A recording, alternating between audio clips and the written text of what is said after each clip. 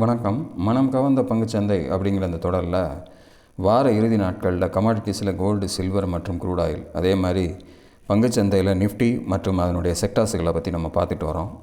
இந்த வாரம் எப்படி செயல்பட்டது, அடுத்த வாரம் எப்படி செயல்பட வாய்ப்புகள் இருக்குது அப்படிங்கிறத நம்ம தொடர்ந்து பார்த்துக்கிட்டு வரோம். இந்த வாரம் அப்படி பார்ப்பதற்கு முன்னாடி புதிதாக இணைந்துள்ள அத்தனை நல்ல உள்ளங்களுக்கும் என்னுடைய மனமார்ந்த நன்றிகள். உங்களுடைய லைக்ஸ், கமெண்ட்ஸ் மற்றும் சப்ஸ்கிரிப்ஷன் மூலமா நீங்கள் கொடுத்துட்டு வர ஆதரவுக்கு மிக்க நன்றி. இந்த வாரம் வழக்கம் போலவே முதல்ல கமாடிட்டிஸ்லேருந்தே ஆரம்பித்து பார்த்துடலாம். அதில் கோல்டு வெள்ளிக்கிழமை இரவு சுமார் 11 மணி அளவில் $4,905 ட்ரேடிங் நடந்துகிட்ருக்கு. இந்த வாரத்தில் நமக்கு பார்த்திங்கன்னா இந்த 5 நாட்கள் ட்ரேடிங்கில் ஒரு கடைசி 3 நாட்கள் ஒரு மிகப்பெரிய மாற்றங்களை கொடுத்து, ஒரு சொல்லப்போனால் என்ன நடக்குதுன்னு கூட யோசிக்க முடியாத அளவுக்கு ஒரு வேகத்தை கொடுத்துச்சு. மண்டே அந்த அளவுக்கு ஒரு ப்ரெஷர் இல்லை. ஆனால் அதுக்கு அடுத்த நாள் செவ்வாய்க்கிழமை $5,180 டச் பண்ணிடுச்சு. அதை நான் கிட்டத்தட்ட அன்றைக்கி நான் ஒரு வீடியோவும் நான் போட்டிருந்தேன். அடுத்த லெவல் என்னவாக இருக்கும் அப்படிங்கிறதையும் நம்ம கொடுத்துருந்தோம். அதுக்கு அடுத்த நாள் அதையும் தாண்டி கிட்டத்தட்ட புதன்கிழமை பார்த்திங்கன்னா உச்சமாக $5,415 போச்சு. அதையும் தாண்டி வேகமாக அதுக்கு அடுத்த நாள் வியாழக்கிழமை அன்னைக்கு 5,598. நான் நினச்சேன், சரி இன்னொரு வீடியோ போட்டு சொல்லணும் போல இருக்குது, அடுத்த லெவல் வந்துடும் போல இருக்குது, 5,677 தாண்டி போயிடுமோன்ற அளவுக்கு இருந்துச்சு நேற்று. ஆனால் திடீர்னு அந்த இடத்துல ஒரு பெரிய ஃபால் கொடுத்துச்சு. அதுவும் குறிப்பாக சொல்லப்போனால் கீழே $5,097 வரைக்கும் லோ வந்தாங்க. கிட்டத்தட்ட ஒரு 1 ஹவருக்குள்ளே அந்த ஒரு ரியாக்ஷன் ஆனது இருந்துச்சு. இந்த மாதிரிலாம் நான் கோல்டில் ஃப்ளக்சுவேஷன் இருந்து என்னுடைய அறிவு கட்டின தூரத்தில் இல்லை நான் பார்த்த வகையில் இந்த அளவுக்குலாம் நான் பார்த்தது கிடையாது. அது நேற்று நடந்தது. அதன் பிறகு இன்றைக்கி காலையில் கொஞ்சம் சஸ்டெயின் ஆகியிருந்தாலும் இப்போ சாயந்தரம் ஒரு 7 மணிக்கு மேலே மத்தியானமே கொஞ்சம் இறங்க ஆரம்பிச்சிருச்சு. இப்போது சாயந்தரம் மொத்தமாகவே கொட்டி போயிடுச்சு. கிட்டத்தட்ட 4,875 அந்த லெவலுக்கு நெருங்கி வந்துட்டாங்க. 4,892 இப்போ கரண்ட் லெவலுக்கு, அதாவது இப்போ ஒரு 5 நிமிஷத்துக்கு முன்னாடி வந்திருக்கக்கூடிய லோ. ஸோ இதுக்கு அடுத்த லெவலும் நமக்கு டச் பண்ணுற நிலமையில் இருந்துகிட்டு இருக்குது. 5,180க்கும் கீழே இதில் என்ன ஒரு விஷயம்னா, நமக்கு நேற்றைய அந்த டிரான்சாக்ஷன்ஸை வச்சு பார்க்கும்போது ஒரு டோஜி அங்கே நிற்கிறத நம்ம பார்க்க முடியுது. இந்த ஏற்றத்துக்கு அந்த இடத்துல ஒரு முடிவு கொடுக்குற மாதிரியான ஒரு பேட்டர்னை நேற்று ஃபினிஷ் பண்ணி கொடுத்துருக்காங்க. அதுக்கேற்றாற் போல் இன்றைக்கி அந்த திரும்பி ஒரு க்ளோசிங் ஆனது வந்துக்கிட்டு இருக்கு. கீழே நைட்டு க்ளோசிங் எப்படி இருக்குங்கிறத பார்க்கணும். இன்றைக்கி ஃப்ரைடே க்ளோசிங்கு, அதை பேஸ் பண்ணி தான் அடுத்த லெவல்ஸு. அதையும் கட் பண்ணி, அதாவது இன்றைக்கி லோவையும் கட் பண்ணி வரக்கூடிய வாரங்கள் இறங்க ஆரம்பிச்சது அப்படின்னா நமக்கு கீழே அதிகமான வாய்ப்புகள் இருக்கலாம் அப்படிங்கிற மாதிரியான ஒரு சூழ்நிலை தான் இப்போதைக்கு கோல்டில் இருந்துகிட்ருக்கு. இந்த 4,875க்கும் கீழே க்ளோசிங் போகும்போது என்ன செய்யுதுன்றதை நீங்கள் கவனமாக பார்த்துங்க. மேலே 5,180 இப்போதைக்கு ஒரு ரெசிஸ்டன்ஸாக இருக்குது. அதையும் தாண்டும் போது 5,677 கொடுத்துட்டோம். நீங்கள் ஸ்க்ரீனில் பார்த்தீங்கனால தெரியும். இப்போது சிச்சுவேஷன் எப்படின்னா, கீழே வந்துக்கிட்டு இருக்கிறதுனால கீழே கவனமாக பார்க்க வேண்டிய இடங்கள் 4,875 கீழே 4,730, 4,490, 4,380, 4,120, 3,880. என்னங்க கீழே சொல்லிக்கிட்டே போகிறீங்க, யோசிக்க வேண்டாம், வரலாம் அப்படிங்கிற மாதிரியான ஒரு நிலைமை தான் இந்த பர்டிகுலர் லெவல்ஸில் இருக்குது. காரணம் என்னன்னா, எங்கேருந்து அது ஃப்ளோ ஆச்சோ அந்த ஒரு லெவலுக்கு மறுபடியும் திரும்பி வருவதற்கு வாய்ப்புகளாக இருக்கலாம்.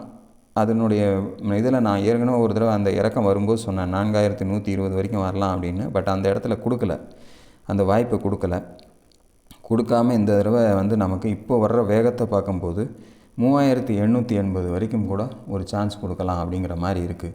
ஸோ இது ஒரு ஆப்பர்ச்சுனிட்டி இன்வெஸ்ட் பண்ணுறதுக்கு. மறுபடியும் திருப்பி கீழே வரும்போது கோல்டில் அதாவது நெஞ்ச கையில் அப்படி அழுத்திக்கிட்டே இன்வெஸ்ட் பண்ணணுன்னு நினைக்கிறவங்களுக்கு இது ஒரு நல்ல ஒரு சௌரியமான இடம் அப்படிங்கிற மாதிரி தான் எனக்கு தோணுது. பாருங்கள், ஏன்னா நான் விளையாட்டாக சொன்னாலும் கூட உண்மை அதுதான். நிறைய பேர் இப்போது காலையிலேருந்து என்ன பண்ணுறதுன்ற ஃபீல்டில் தான் நிறைய என்னுடைய ஃப்ரெண்ட்ஸுங்க பேசிக்கிட்டு இருக்காங்க. ஸோ அந்த சர்க்கிளில் பார்க்கும்போது இந்த திருப்பி ஒரு சந்தர்ப்பம் நமக்கு மார்க்கெட்டில் கோல்டில் இன்வெஸ்ட் பண்ணுறதுக்கு நல்ல இறக்கத்தில் கொடுத்துச்சுன்னா எடுத்துக்கோங்க. இந்த சப்போர்ட் லெவல்ஸை நீங்கள் ஸ்க்ரீன்ஷாட்ஸ் எடுத்து வச்சுக்கோங்க. பார்க்குறவங்களுக்கு, புதுசாக பார்க்குறவங்களாக இருந்தாலும் சரி, ஏற்கனவே நம்மளுடைய சேனலில் சப்ஸ்கிரைப் பண்ணிட்டு இருக்கக்கூடியவங்களாக இருந்தாலும் சரி, இந்த லெவல்ஸ் எல்லாம் வரும்போது உங்களுடைய வேல்யூஸை நீங்கள் கொஞ்சம் செக் பண்ணிகிட்டே வாங்க. அடுத்தடுத்து எங்கே சப்போர்ட் எடுத்து திரும்புகிற மாதிரி வாய்ப்புகள் இருக்குன்ட்டு. அப்படி ஒரு வாய்ப்பு ஒன்றும் கிடையாது. இந்த இடங்களில் நீங்கள் நல்லா பார்த்தீங்கனாலே தெரியும், தடைப்பட்டு நின்றுருக்கிற இடங்களில் தான் நான் மார்க் பண்ணியிருக்கேன். ஸோ அந்த வகையில் 3880க்கு ஒரு சின்ன வாய்ப்புகள். அதற்கு முன்னாடி இந்த இடம் எங்கே நிற்கலாம் அப்படின்னா, நமக்கு அந்த 4730 கிட்ட வந்து தொட்டுட்டு திரும்பிச்சுன்னா அதோடு திரும்பிடும். அப்படி இல்லை, அந்த 730ஐயும் கட் பண்ணும்போது நமக்கு இந்த வாய்ப்புகள் கூட கொடுக்கலாம் அப்படிங்கிறது ஒரு மொத்தத்தில் சொல்லியிருக்கேன். அது என்ன செய்யுதுங்கிறத நம்ம திங்கட்கிழமை தான் முடிவு பண்ண முடியும். இன்றைக்கி மேக்ஸிமம் 4875 வரைக்கும் வந்திருக்கு. ஸோ கோல்டினுடைய இறக்கம் அதிகமாக இருக்கிறதுனால அதை பற்றி அதிகமாக பேச வேண்டிய கட்டாயம் இருக்குன்றதுனால இவ்வளவு சொல்லியிருக்கேன். அடுத்து சில்வர் பார்க்கலாம்.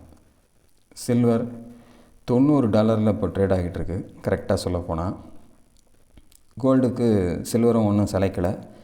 அதுவும் குறிப்பாக சொல்லப்போனால் நான் 105.90 கொடுத்தேன். அதுக்கப்புறம் நான் அந்த செவ்வாய்க்கிழமை 119.50 அதற்கு மேலே 128 கொடுத்தது.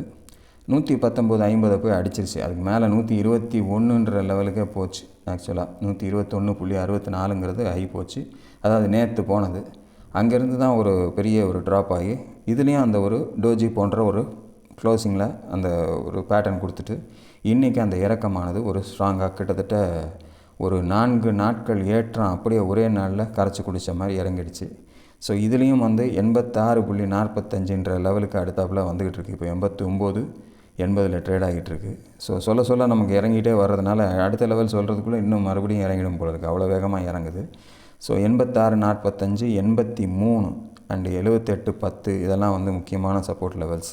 ஸோ அடுத்தபடியாக இந்த இடத்துல எங்கே வந்து நிறைய தடைப்பட்டு நின்றுருக்கு அப்படிங்கிறத நம்ம பார்க்கணும். பார்க்கும்போது 68.80ங்கிறது முதல்ல ஒரு லெவலாக நமக்கு அந்த இடம் வரைக்கும் வர்றதுக்கு சான்சஸ் இருக்கலாமோ அப்படிங்கிற மாதிரி ஒரு தோணல் வருது.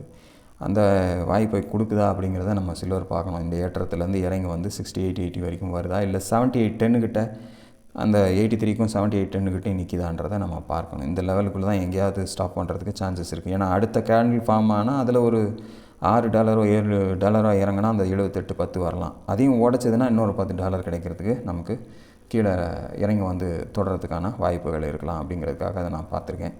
ஸோ சில்வர்லேயும் கொஞ்சம் காஷியஸாக இருங்க. நல்லா இறங்கி வந்து எங்கே தொட்டு திரும்புதோ அங்கே நம்ம அடுத்த முயற்சிகளை எடுக்கலாம். இல்லை சிஸ்டமேட்டிக் இன்வெஸ்ட்மெண்ட்டாக சில்வர் பீஸ் அந்த மாதிரி இதில் கொஞ்சம் அந்த $78க்கும் கீழே வரும்போது கொஞ்சம் கொஞ்சமாக இன்வெஸ்ட் பண்ணுறதுக்கு தொடங்க ஆரம்பிங்க. இதுதான் இப்போ இருக்கக்கூடிய சில்வருடைய கண்டிஷன். பார்ப்போம் தொடர்ந்து எப்படி இறங்கி என்ன செய்து வரக்கூடிய வாரத்தில் அப்படின்ட்டு. அடுத்து க்ரூட் ஆயில் பார்க்கலாம். அடுத்து க்ரூட் ஆயிலை பொறுத்தளவில் $64.66 ட்ரேட் ஆகிட்டு இருக்குது. ரொம்ப நாளுக்கு அப்புறம் நமக்கு வந்து $66 போய் தொட்டிருக்காங்க. நேற்றே மேலே ஏறுச்சு. ஆக்சுவலாக நேற்று க்ளோசிங் $65.50 க்ளோசிங் 65.50ன்ற லெவலில் க்ளோசிங் கொடுத்தாங்க. இன்றைக்கி $66க்கு மேலேயே போயிருக்கு. இருந்தாலும் இன்றைக்கி இப்போது சமீபமாக $65க்கு கீழே ட்ரேடிங் நடந்துக்கிட்டு இருக்குது. ஸோ எப்படியோ $65 நெருங்கி டச் பண்ணியிருக்காங்க. ஒருவேளை தொடர்ந்து ஏற்றம்ங்கிறது இதிலேருந்து கொடுக்கப்பட்டுச்சுன்னா அடுத்த லெவலாக 72 அப்படிங்கிறது தான் டாலர் வேல்யூவில் க்ரூட் ஆயிலை பொறுத்தளவில் இருக்குது. கீழே அந்த 55ன்ற சப்போர்ட்டை வந்து டச் பண்ணி திரும்பின உடனே இந்த ஒரு வேகம் எடுத்து இந்த $10 நல்லா ஏறி மேலே வந்திருக்கு. ஸோ அதுலேயும் ஒரு ரொம்ப நாள் கழித்து ஒரு மாற்றம் கிடச்சிருக்கு. ஏன்னா ரொம்ப நாளாக இந்த $65 கட் பண்ணி மேலே போகாமல் இருந்து ஆகஸ்ட் மாதத்துக்கு முன்னாடி கணக்கு போட்டு பார்த்தோம்னா அங்கேருந்து இறங்கி வந்தது தான். அதுலேருந்து இப்போ தான் வந்து திரும்பி $65க்கு மேலே ஒரு நாள் க்ளோசிங் இருந்திருக்கு. ஸோ இன்னும் இன்றைக்கி க்ளோசிங் முடியல. என்ன செய்துங்கிறத பார்க்கணும். அடுத்த லெவல் 72 அப்படிங்கிறது தான் அடுத்த லெவல். கீழே 55ங்கிறது சப்போர்ட் லெவலாக இருக்குது. என்ன செய்து க்ரூட் ஆயில் தொடர்ந்து அப்படிங்கிறத பொறுத்திருந்து பார்ப்போம். அடுத்து நிஃப்டி மற்றும் அதனுடைய செக்டார்ஸ்களை பற்றி பார்த்துடலாமா? Nifty 25,320 closing. ஒரு சின்ன முன்னேற்றமானது இந்த லாஸ்ட் வீக்கு அப்புறம் நமக்கு இந்த வாரத்தில் கிடச்சிருக்கு. நமக்கு இந்த வாரம் 4 நாள் தான் ட்ரேடிங். திங்கட்கிழமை கிடையாது. செவ்வாய், புதன், வியாழன், வெள்ளி. நேற்று வியாழக்கிழமை நம்முடைய ரெசிஸ்டன்ஸ் லெவலுக்கு மேலே ஒரு க்ளோசிங் கொடுத்துச்சு. 25,395ங்கிறது 25,418 கொண்டு போய் நேற்று க்ளோசிங் ஆனது கொடுத்தது. பட் அது இன்றைக்கி கன்ஃபர்மேஷன் அதுக்கு மேலே க்ளோசிங் வந்திருந்தால் நல்லா இருந்திருக்கும். பட் அதற்கான வாய்ப்பை இன்னி தராமல் கீழே கொண்டு வந்து முடிச்சிருக்காங்க. 25,320 முடிச்சிருக்காங்க. ஸோ இன்னமும் வந்து ஒரு டவுட்ஃபுல்லான ஒரு சுச்சுவேஷன் தான் இன்னமும் மார்க்கெட்டில் இருந்துகிட்ருக்கு. இருந்தாலும் வரக்கூடிய February 1 ஞாயிற்றுக்கிழமை, அதாவது நாளை மறுநாள் நமக்கு மார்க்கெட் இருக்குது. ஷேர் மார்க்கெட் ஃபுல் டே இருக்குது அப்படிங்கிறத கவனத்தில் வச்சுங்க. யூனியன் பட்ஜெட் அன்றைக்கி தான் படிக்க போகிறாங்க. அதனுடைய காரணமாக முழு நாள் மார்க்கெட் இருக்குது அப்படிங்கிறத கவனத்தில் வச்சுக்கோங்க. ஸோ அதை பேஸ் பண்ணி அடுத்து வரக்கூடிய வாரங்கள் நமக்கு ரொம்ப முக்கியமாக மார்க்கெட்டினுடைய இம்பேக்ட்ஸ் இருக்கும்.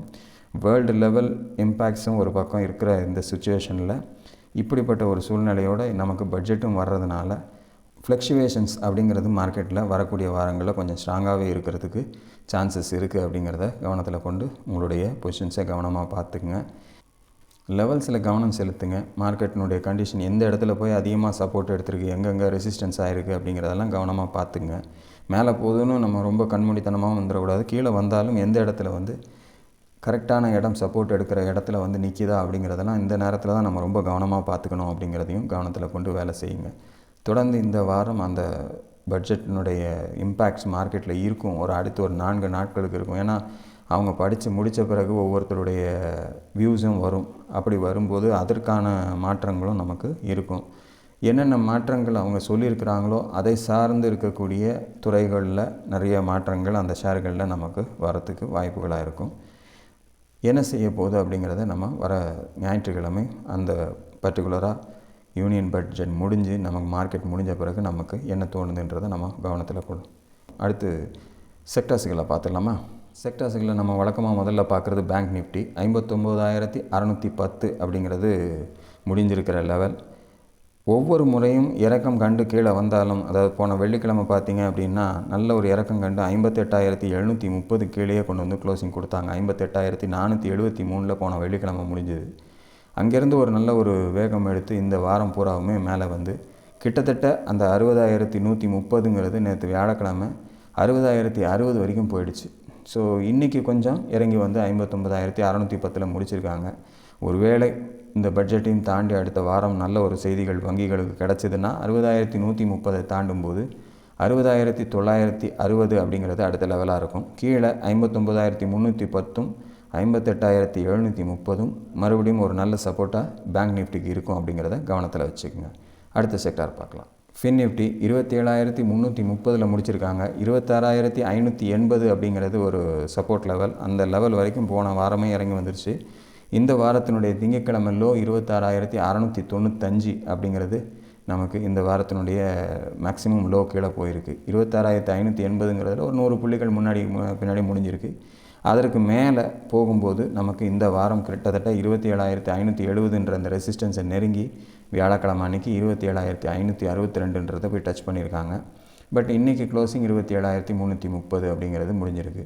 ஸோ ஒருவேளை 27,570 வரக்கூடிய திங்கக்கிழமைக்கு மேலே கட் பண்ணி ஞாயிற்றுக்கிழமையே கட் பண்ணி மேலே போனால் கூட அடுத்து 28,000ன்ற லெவல் ரொம்ப முக்கியமான லெவலாக இருக்குது. மீண்டும் அந்த இடத்துலேருந்து திரும்பிடுச்சு அப்படின்னா 27,570 கீழே 26,580 தான் முக்கியமான சப்போர்ட்டாக தொடர்ந்து இருந்துகிட்டு இருக்குங்கிறத கவனத்தில் வச்சுங்க. அடுத்த செக்டார் நிஃப்டி ஐடி 38,036 முடிச்சிருக்காங்க. ஒரு தடுமாற்றத்தோடு தான் இருந்துக்கிட்டு இருக்குது. கீழே மேலே போயின்னு 38,570க்கும் 38,050க்கும் நடுவில் கடந்த 2 வாரங்களாக ஒரு தெளிச்சிட்டு இருக்கிறத பார்க்குறோம். எப்படியோ 38,050க்கு கீழே ஸ்ட்ராங்காக க்ளோஸ் ஆச்சுன்னா 37,065ங்கிறது அடுத்த சப்போர்ட்டாக இருக்கும். ஒருவேளை மீண்டும் 38,570க்கு மேலே சென்றுடுச்சு அப்படின்னா 39,310ங்கிறது அடுத்த லெவலாக அதுக்கு இருக்குது மேலே அப்படிங்கிறத கவனத்தில் வச்சுக்கங்க. ஆல்மோஸ்ட் அந்த 38,050க்கு நெருக்கத்திலே க்ளோசிங் இருக்கிறதுனால அது இப்போ ஒரு நியூட்ரல் பிளேஸாக இருந்துகிட்டு இருக்குங்கிறதையும் ஐடியை பொறுத்தளவு கவனமாக பார்த்துக்குங்க. அடுத்த செக்டார் நிஃப்டி பார்மா 21,715 முடிஞ்சிட்ருக்கு. 21,240 நோக்கி நெருங்கி வந்துக்கிட்டு இருக்குது. குறிப்பாக சொல்லணும்னா இன்றைக்கி நான் லோவே பார்த்திங்கன்னா 21,396 வரைக்கும் வந்திருக்கு. இருந்தாலும் அங்கேருந்து ஒரு பவுன்ஸ் பேக் கொடுத்து 21,715 முடிச்சிருக்காங்க. 21,950 தான் இப்போதைக்கு அதுக்கு ஒரு முக்கியமான ரெசிஸ்டன்ஸாக இருக்குது. ஸோ அதை தொடர்ந்து அதை கட் பண்ணி க்ளோசிங் வைக்கிற வரைக்கும் நமக்கு மேலே போகிறதுக்கான சந்தர்ப்பங்கள் குறைவு. கீழே 21,240 அதற்கு கீழே 20,760 ரொம்ப முக்கியமான சப்போர்ட்ஸுகளாக நிஃப்டி பார்மாவுக்கு இருக்குன்றதை கவனத்தில் வச்சுக்கோங்க. அடுத்த செக்டார் நிஃப்டி எஃப்எம்சிஜி தொடர்ந்து இறக்கத்தை பார்த்துக்கிட்டு இருக்கக்கூடிய ஒரு செக்டாராக இருக்குது. இந்த வாரமும் நல்ல ஒரு இறக்கம் கொடுத்துட்டு தான் வந்திருக்கு. 51,360க்கும் கீழே க்ளோசிங் வந்துட்டாங்க. அடுத்தபடியாக 49,600 தான் அடுத்த சப்போர்ட். இன்றைக்கி குறிப்பாக சொல்லணும் அப்படின்னா நேற்று ஒரு 50,076 வரைக்கும் போனது கொஞ்சம் திரும்பி இன்றைக்கி ஒரு வேகம் எடுத்து மறுபடியும் அந்த 51,339ன்ற லெவல் வரைக்கும் போயிருக்காங்க. ஆல்மோஸ்ட் நம்முடைய அதற்கு முந்தைய லெவலுக்கு வரைக்கும் நெருங்கி போயிருக்கு. ஸோ உடைச்சது க்ளோசிங் அதுக்கு மேலே ஸ்ட்ராங்காக கொடுத்தா 52,550 தான் அடுத்த லெவல். அப்படி சந்தர்ப்பம் கொடுக்கலன்னா 49,600ங்கிறத நோக்கி திருப்பி கீழே இறங்கிடுச்சுன்னா அதுக்கு அடுத்த லெவலாக 47,600ங்கிறது தான் இருக்குது அப்படிங்கிறதையும் மனதில் வச்சுங்க. ஸோ எஃப்எம்சிஜியில் கொஞ்சம் கவனமாகவே இருக்கிறது நல்லது. அடுத்த செக்டர் நிஃப்டி ஆட்டோ இதுவும் தொடர்ந்து இறங்கி கொண்டு இருக்கக்கூடிய ஒரு செக்டார். ஆனால் இன்றைக்கி நல்ல ஒரு பாசிட்டிவ் க்ளோசிங் கொடுத்துருக்காங்க. 194 பாயிண்ட் மேலே போயிருக்கு. 26,400க்கு கீழே ஒரு 4 நாட்களுமே பார்த்திங்கன்னா கீழே போனாலும் கூட அதற்கு கீழே க்ளோசிங் கொடுக்காம ஸ்ட்ராங்காக இருந்திருக்கு. இன்றைக்கி ஓப்பனிங்கே அது கீழே ஓப்பனிங்காக இருந்தாலும் கூட அதை தாண்டி மறுபடியும் கொண்டு வந்து மேலே நிறுத்தியிருக்காங்க. 26,750 இன்றைக்கி க்ளோசிங். ஸோ 26,940க்கு மேலே க்ளோசிங் போச்சு அப்படின்னா மறுபடியும் அது வந்து மேல் நோக்கி செல்கிறதுக்கு தன்னை தயார்படுத்துறதுக்கு ஒரு சின்ன ஒரு வழியாக மாறும் அப்படிங்கிற மாதிரி இருக்குது. அப்படி க்ளோசிங் கொடுத்து 27,270க்கு மேலேயும் கொஞ்சம் ஸ்ட்ராங்காக நிறுத்திடுச்சுன்னா கொஞ்சம் ரிலீஃப் ஆகலாம். ஆட்டோ ஒரு செக்டார்ஸினுடைய இறக்கத்தில் ஒரு ரிலீஃப் காண்றதுக்கு சான்சஸ் இருக்குது. அப்படி சந்தர்ப்பம் கொடுக்காம 26,400 கட் பண்ணி கீழே போச்சுன்னா 26,040 25,275 தான் அடுத்த சப்போர்ட் லெவல்ஸு நிஃப்டி ஆட்டோவுக்கு அப்படிங்கிறத மனதில் வச்சுங்க. அடுத்த செக்டார் நிஃப்டி ரியாலிட்டி 783 க்ளோசிங். 785க்கு கீழே ஸ்ட்ராங்காக இறங்கி வந்துட்டாங்க. கிட்டத்தட்ட 720ங்கிறது அடுத்த லெவல். அதற்கு ஆல்மோஸ்ட் இந்த திங்கட்கிழமை வந்து 742 வரைக்கும் லோ வந்து அங்கேருந்து ஒரு டோஜி பேட்டர்னாக ஃபார்ம் ஆகிட்டுருக்கு. அதுலேருந்து திரும்பி கிட்டத்தட்ட 785 நெருங்கியிருக்காங்க. ஸோ ஒருவேளை வரக்கூடிய வாரம் 785 கட் பண்ணிச்சு அப்படின்னா இந்த 720 அப்படிங்கிறது ஒரு நல்ல ஒரு சப்போர்ட்டாக மாறிடும். அதன் பிறகு 785க்கு மேலே 820 860 ஒரு முக்கியமான ஒரு ரெசிஸ்டன்ஸ் எல்லாம் இருக்கும் அப்படிங்கிறத கவனத்தில் வச்சுக்கோங்க. ஏற்றம் இந்த இடத்துலேருந்து கிடச்சிதுன்னா நமக்கும் ஒரு நன்மை தான் அப்படிங்கிறதையும் மனதில் வச்சுக்கோங்க. சந்தர்ப்பம் கொடுக்கல அப்படின்னா ரொம்ப கவனமாக இருக்கணுன்றதையும் மனதில் வச்சுக்கோங்க. அடுத்த sector Nifty metal 11,827 closing. So gold சில்வரில் உள்ள இம்பேக்ட் மற்ற மெட்டல்ஸ்லையும் காமிச்சிக்கிட்டு இருக்குது. அந்த வகையில் இந்த வாரம் ஒரு புதிய உச்சத்துக்கு போயிருக்கு. 12,320ங்கிற உச்சத்தையும் தாண்டி, அதாவது வியாழக்கிழமை அதனுடைய உச்சம்னு பார்த்திங்கன்னா 12,509 அப்படிங்கிற லெவலுக்கு போயிருக்கு. அங்கேருந்து இன்றைக்கி இந்த கோல்டன் சில்வரினுடைய இறக்கம் போலவே மெட்டல் செக்டர்ஸ் எல்லாமே இறங்கியிருக்கு. ஸோ அதனுடைய இம்பேக்ட் இப்போ இதில் தெரியுது. 11,827க்கு வந்திருக்காங்க. ஸோ அடுத்த சப்போர்ட் 11,640 10,920 தான் அப்படிங்கிறத மனதில் வச்சுங்க. ஸோ இறக்கம் கண்டு வருவதனால அடுத்து வரக்கூடிய நாட்கள் இந்த லோவுக்கும் கீழே க்ளோசிங் வந்துச்சுன்னா நம்ம கொஞ்சம் கவனத்தோடு இருக்கணும் மெட்டல் செக்டர்லன்றதை மனதில் வச்சுங்க. அடுத்த sector Nifty oil and gas 11,791 முடிச்சிருக்காங்க. ஸோ ஒரு நல்ல இறக்கத்துலேருந்து மறுபடியும் ஒரு ஏற்றம் கொடுத்து மேலே போயிருக்கு. அதுவும் குறிப்பாக புதன்கிழமை நல்ல ஒரு ஏற்றத்தை கொடுத்துருக்கு. 12,000 நெருங்கிட்டு இருக்குது. 12,000ன்றது தான் அடுத்த ரெசிஸ்டன்ஸ். ஸோ அதை தாண்டி மறுபடியும் ஒரு க்ளோசிங் வரும்போது மறுபடியும் அந்த 12,650 நோக்கி செல்வதற்கு வாய்ப்புகளாக இருக்கும்.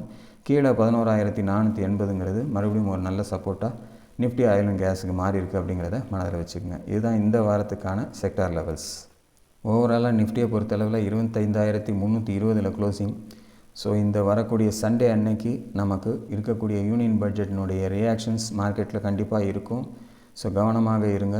உங்களுடைய பொசிஷன்ஸில் டக்குன்னு உடனே வாங்கணும் கொள்ளணும்லாம் அவசியம் இல்லை. ஏற்கனவே இருக்கக்கூடிய நல்ல பொசிஷன்ஸு அந்த நேரத்தில் அதுக்கான ஒரு பாசிட்டிவ் நியூஸஸ் வந்து செக்டார்ஸில் மேலே போச்சுன்னா ஒரு நல்ல ப்ராஃபிட் கிடைக்கும்போது உங்கள் ப்ராஃபிட்டை எடுத்துக்கிறதுக்கு தவற விட்டுறாதீங்க. வேறு ஏதாவது கவனத்தில் சண்டே அன்றைக்கி ட்ரேடிங்கை பார்க்காம விட்டுறாதீங்க. அன்றைக்கி ஒரு நல்ல ஒரு சந்தர்ப்பங்கள் கொடுத்தாலும் கொடுக்கலாம். பங்குச்சந்தை மேல் நோக்கி சென்றாலும் சரி கீழ் நோக்கி சென்றாலும் சரி வாங்குவதற்கோ விற்பதற்கோ நமக்கு ஒரு முக்கியமான ஒரு நல்ல சந்தர்ப்பத்தை கொடுக்கறதுக்கு சான்சஸாக இருக்கும் அப்படிங்கிறத மனதில் வச்சுக்கோங்க. எதையுமே நம்ம பாசிட்டிவாக திங்க் பண்ணுவோம், நடக்கிறது அதுக்கப்புறம் அடுத்த விஷயங்கள். அதே சமயத்தில் கோல்டு அண்ட் சில்வரை பொறுத்தளவில் நான் சொல்லும் போதெல்லாம் நான் சொல்லிகிட்டே இருந்தேன், எதுக்கும் அலர்ட்டாக இருங்க. வேகமாக ஏறிக்கிட்டே போகுதுன்னா அதே சமயத்தில் வேகமாக இறங்குறதுக்கும் வாய்ப்புகள் இருக்கும் அப்படிங்கிறத நான் வந்து ஒவ்வொரு முறையும் சொல்லும்போதும் எனக்கு தெரிஞ்ச நான் எந்தெந்த வீடியோவில் சொன்னேன்னு கூட எனக்கு கவனம் கிடையாது. ஆனால் அந்த நேரத்தில் என்னுடைய வார்த்தைகளில் அதை நான் விடுறது உண்டு. அதே மாதிரி பங்குச்சந்தை வேகமாக இறங்கியிருக்கிற இந்த சூழ்நிலையில் ஏதோ ஒரு சந்தர்ப்பத்தில் மறுபடியும் இது தலை தூக்கி மறுபடியும் 26,000 தாண்டி போகிறதுக்கு வாய்ப்புகள் கிடைக்கும் அப்படிங்கிறதுல நம்ம உறுதியாக இருக்கலாம். ஒருவேளை அந்த சந்தர்ப்பம் இமீடியட்டாக கிடைக்குதா இல்லை கொஞ்சம் நாள் கழித்து கிடைக்குதாங்க அது வேறு விஷயம். பட் இப்போ இருக்கக்கூடிய சூழ்நிலை கொஞ்சம் நெகட்டிவான ஒரு சூழ்நிலையாக தான் வந்து வேர்ல்டு வைடாக இருக்கிறதுனால பங்குச்சந்தையில் ஒரு டக்குன்னு பெரிய அப்ரிசியேஷன்ஸ் வர்றதுக்கு ஏதாவது ஒரு பெரிய பாசிட்டிவ் நியூஸ் வந்தால் தான் நமக்கு சான்சஸாக இருக்கும் அப்படிங்கிறத கவனத்தில் கொடுங்க. அது இந்த பட்ஜெட்டில் ஏதாவது நமக்கு நடக்குதா அப்படிங்கிறத நம்ம பார்ப்போம். எப்படி இருந்தாலும் இந்த லெவல்ஸுகளை ஃபாலோ பண்ணி உங்களுடைய ட்ரேடிங்கை கொண்டு போங்க. அதே மாதிரி இந்த ஞாயிற்றுக்கிழமை பொதுவாக நான் காலையில் பிரேக் அவுட் வீடியோஸ் கொடுப்பேன். என்னுடைய தேர்வுகளாக நான் எடுக்கக்கூடிய ஷேர்ஸை நான் போடுவேன்.